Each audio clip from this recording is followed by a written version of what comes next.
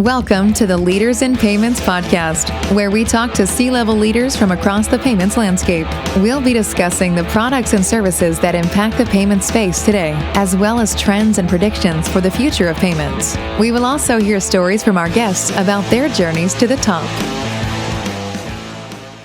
Hello, everyone, and welcome to the Leaders in Payments podcast. I'm your host, Greg Myers, and today's special guest is Jess Houlgrave, the CEO of WalletConnect. So, Jess, thank you so much for being here, and welcome to the show. Greg, thank you very much for having me. I'm very excited to chat with you today. Great. So, before we dive into the topics, let's talk about maybe your personal background a little bit. Maybe where you grew up, where you call home today, a few things like that. So I was born in Devon, which is in the southwest of the UK. I think that's probably where I get my love of the sea from. It took me a little while to get back to the sea. Now I live very close to the sea in Lisbon in Portugal. But in the meantime, spent many years working in London, traveling all over the place, doing a bit of work in the US and in Dubai. And then I've been here for the last couple of years where I escape the British weather and get a little bit closer to the beach. Nice. Well, can you walk us through your professional journey and how you got to WalletConnect? Yeah, so after school, I studied economics at university, and like many of my peer group at the time, I kind of followed everybody into the City of London, became an investment banker, didn't really know what else to do, to be honest. Neither of my parents had very traditional careers. And so that just seemed to be where the crowd was heading. So I worked for Credit Suisse for some time and then for a Canadian pension fund. And this like love of economics kind of hit me again back in I guess 2014, where I started to learn about Bitcoin. And one of the things that I'd written about at university was the history of monetary systems. And for me, seeing Bitcoin evolve was like watching monetary systems change in real time, you know? And so I became very interested in crypto, left the work that I was doing in private equity, and throughout 2015, 2016, was really like investigating crypto and blockchain a lot. I wrote a master's thesis on the applications of blockchain for the art world. And built my first startup in the space where we were using this technology to track the provenance of physical assets like high-value artworks to create this immutable record about their history.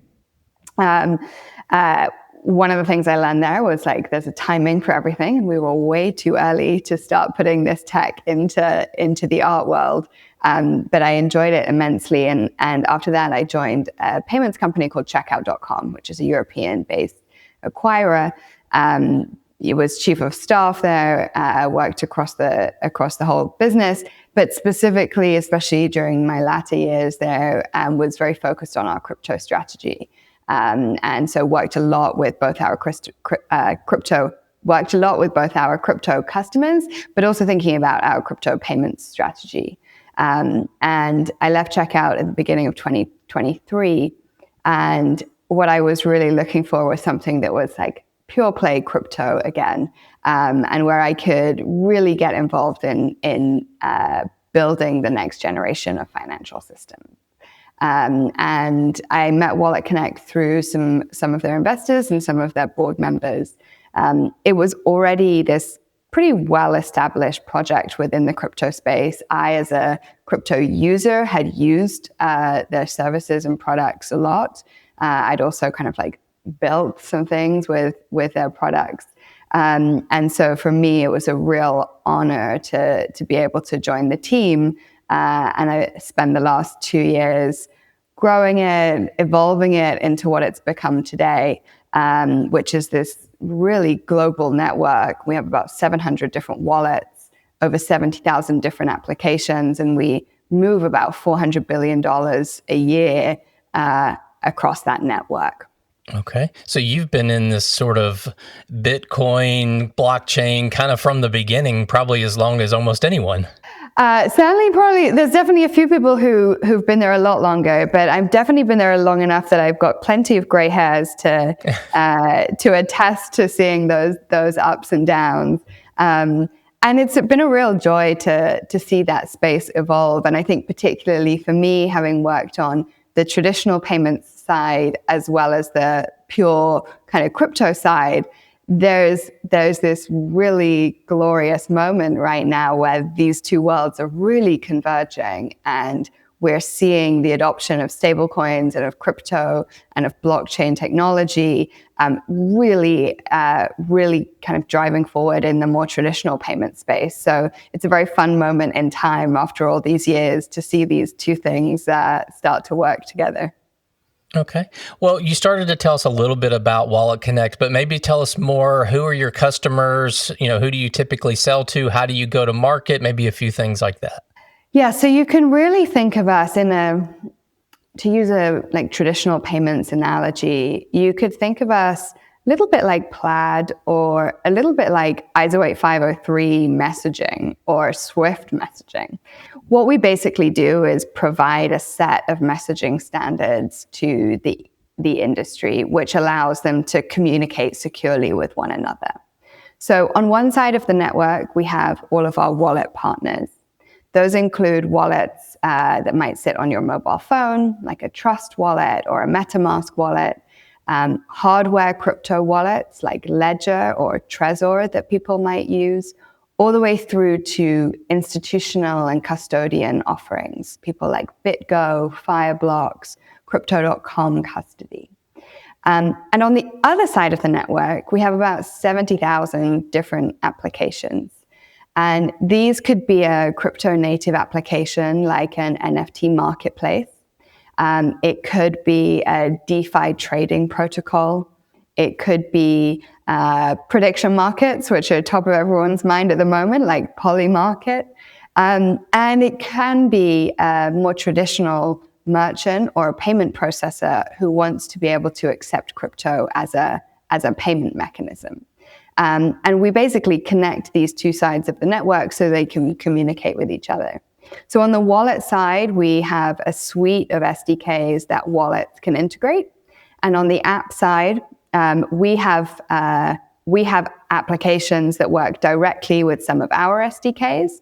But we also have a whole range of channel partners effectively through whom applications and payments companies can access the WalletConnect network. So Coinbase Commerce use WalletConnect as part of their offering to merchants as part of Coinbase Business.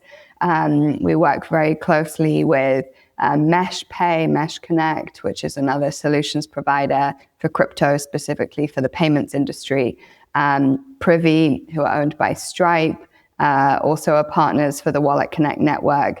So there's a whole range of ways that applications and payment providers can integrate with the network, either directly with us or with a partner. Okay. And what is your business model? Do you charge monthly fees or percentage of transactions? How do you make money? Very much depends on the specific use case. So interestingly, only about 20% of the connections that go through WalletConnect actually result in an on-chain transaction, in an on-chain value movement. So for a lot of those payments use cases, we take a basis points on the flow. For some of the other use cases, things like verifying a wallet for travel rule compliance purposes, which is a different messaging type, we charge per message, or we can charge per more like a SaaS subscription fee. So it really depends who we're working with, if it's a DeFi company or a payments company, and what the different use cases and which pieces of our products are being used. Okay. What's the biggest challenge your company is solving for your customers right now? I think we have this very broad base, but if I narrow down to the payments use case, which is probably most interesting for your audience, I think we are in Web 2 payments, the traditional payments, I'll call them today, we're very spoiled with the user experience. Super seamless. I just take my phone into a store and I tap it and everything is done. Or I, through an e-commerce flow, have a one-click express checkout. It shares my shipping information. Everything's kind of done and dusted. If I want to pay with crypto today, as an end user, that user experience is much harder. There's scanning of QR codes, multiple buttons to be pressed. I have to understand which chain my asset is on. Does the merchant accept that specific asset on that specific chain? Do I have enough gas fee in my wallet to be able to complete the payment? There's all of these aspects of user experience in crypto that are crypto specific that really compromise the user experience when we compare it to a Web3, a Web2 payment. So a lot of what we're working on at the moment with the participants in our network is how we upgrade that experience so that in 18 months' time, a crypto payment is as seamless as a Web2 payment. It's a one-click tap or it's a one-click button. The information is exchanged, all of the compliance is handled, all of the messaging is handled really easily. Because we know that consumers want to be able to pay with crypto. If you look at the cards that are linked to crypto wallets today, that the volume going through there is small on an absolute basis, but is really rapidly growing. And so there is definitely an appetite for consumers to pay with crypto. And we know also that there's an appetite for merchants to be able to accept crypto payments, partly because it opens up a new customer base for them. Stripe, for example, who are a WalletConnect partner, when they opened up crypto payments, they saw some of their merchants, really increasing revenue as a result just of being able to accept new customers through crypto payments. But also, crypto payments are much, much cheaper for merchants than using a card payment. They're almost instantly able to be settled.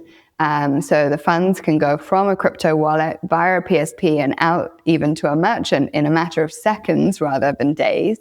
And so there's a lot of attributes of a crypto payment that are really attractive on both sides of that payment flow.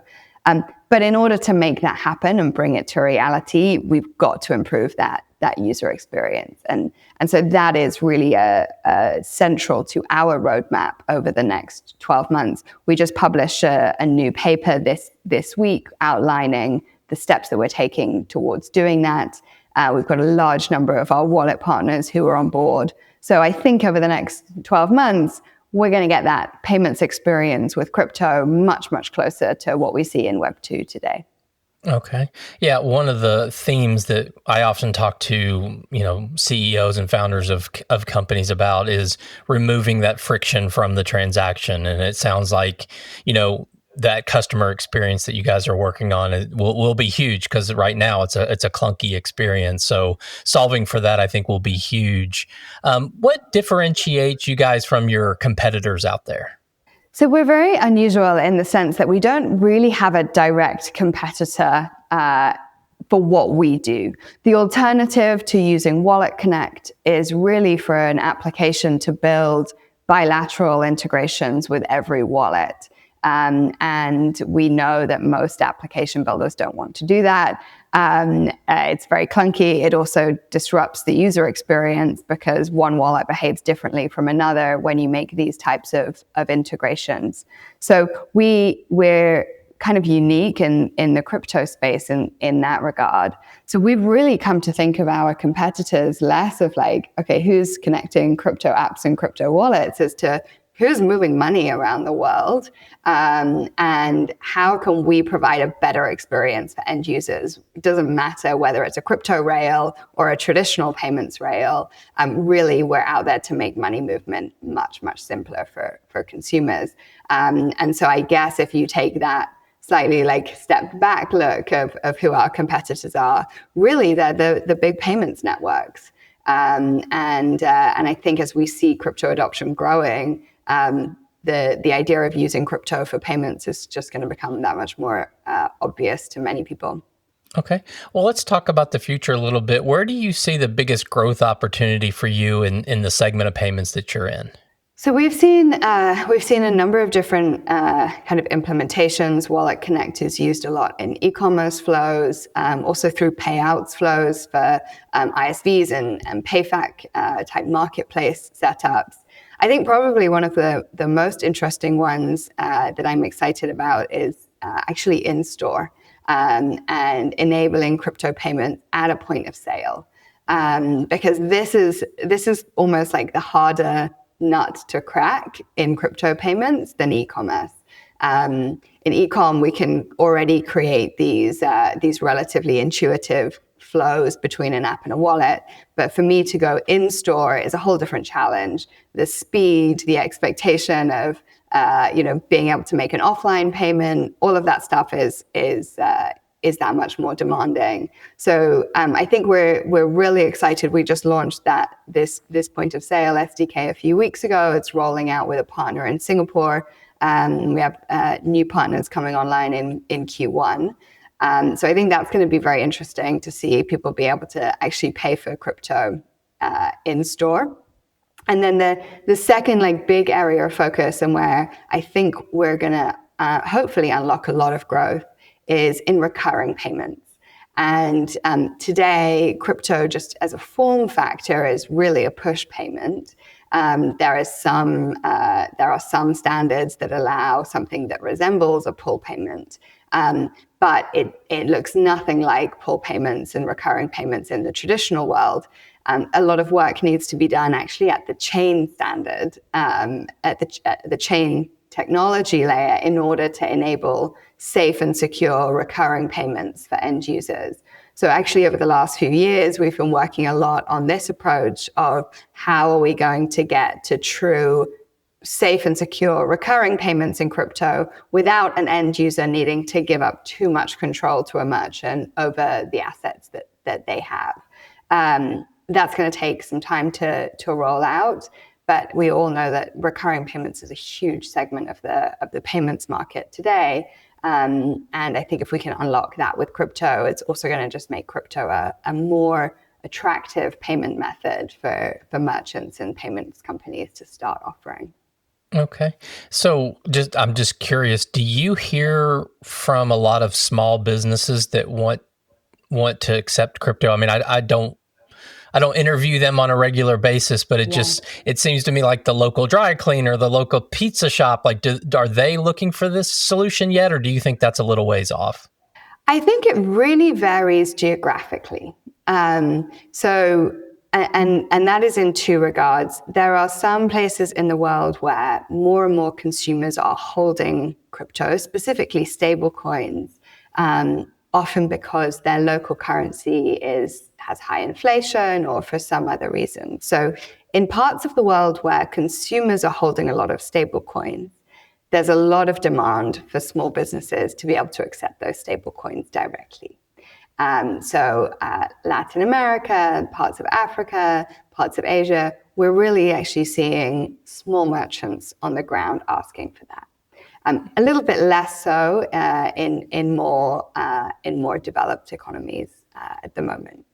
But having said that, there are also use cases that are completely at the other end of the spectrum, where people, especially for very high value goods, want to be able to accept crypto payments. So if we're talking about real estate, cars, jewelry, there in developed markets, there's often a big demand to be able to accept crypto payments. So it really depends on the type of merchant, who they're serving, and where they are, as to what kind of crypto payment they want to be able to accept. Is it about unlocking a new user group, or is it about who your users are on the ground today and the currency that they have? But I also think that it's starting to click in that if people can accept payments, they can really reduce the fees that they're paying on their payments today. I even just in the last week have had messages in my Twitter inbox from a bowling alley company saying, "Hey, we think we can get cheaper payments if we accept crypto. How should we do this?" Because if you're a payments company, if you're a merchant, especially if you have very small margins, if you can take your payments fees down from 2 or 3% that you're going to be paying on a card transaction down to sub 0.1%, and you can get those funds the same day instead of 2 days later, this is a really interesting prospect for you.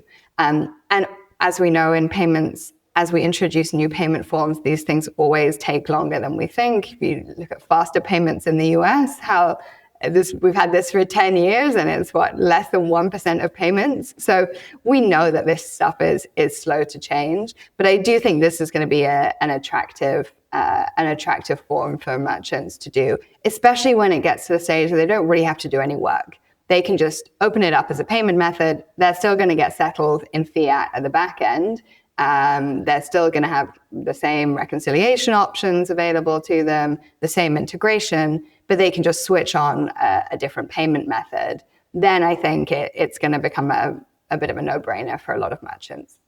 Yeah, if you can solve for them getting paid cheaper and getting the money faster, then you've really got something there for sure. So what does success look like for your company over, say, the next 3 to 5 years? So I think we would love to see those volumes increase. As I said, this year we will process about $400 billion, and we're seeing that the growth trend month on month of that look really positive right now. A lot of that still comes from the kind of crypto native applications, but increasingly we're seeing it on the payments and on the stablecoin side. I guess my real dream is two things. One is that I can walk into a store and pay with crypto for whatever I'm buying, wherever I am. And I think the second thing is that we maybe even move away from this idea of end users needing to think about crypto, businesses needing to think about crypto. I think the real vision is that all of this is there. It's under the hood. It's abstracted. There's no friction. I don't need to learn what crypto is as an end user. I just get a better experience because that's the technology that's powering my payments. And as a merchant, I get cheaper, faster payments as a result of using this. I don't need to think about how it works. It just works for me.